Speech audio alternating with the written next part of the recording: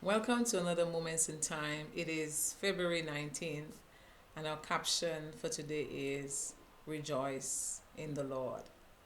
Are you familiar with this text? Let me just find it here for us.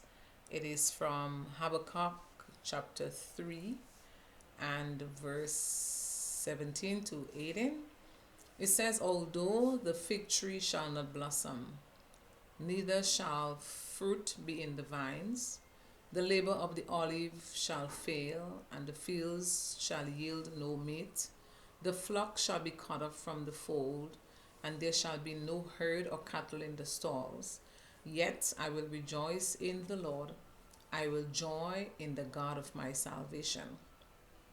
Today, this scripture really captured my heart. Here, the prophet Habakkuk, who wrote these words, he envisioned a looming crisis.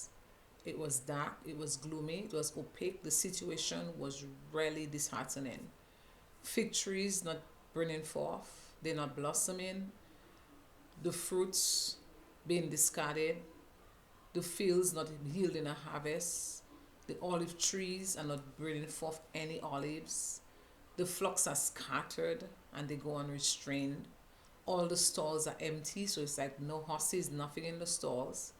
And it's just a picture of desolation and despair. Does that remind you of anything? Does that resonate with you in any way?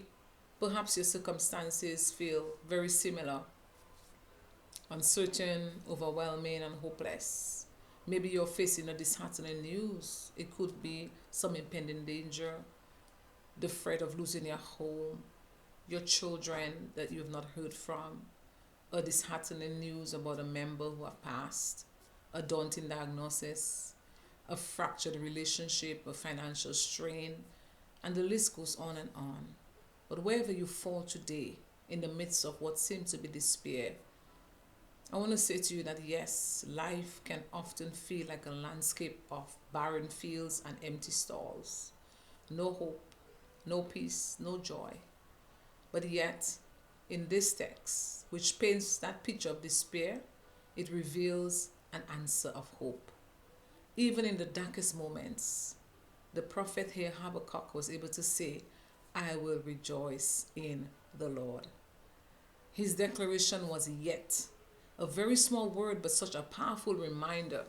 A reminder to us that it is an intentional decision to choose joy and to trust in God and to remain steadfast. So today I want to encourage you that as you go out into your day, even when the world feels unsteady and uncertain, and even when you are not able to discern what's ahead, I want to encourage you to keep your posture in a place where you can believe God and you can hope in His mercy, in spite of what the crisis may be. But your posture can be one of hope and one of peace.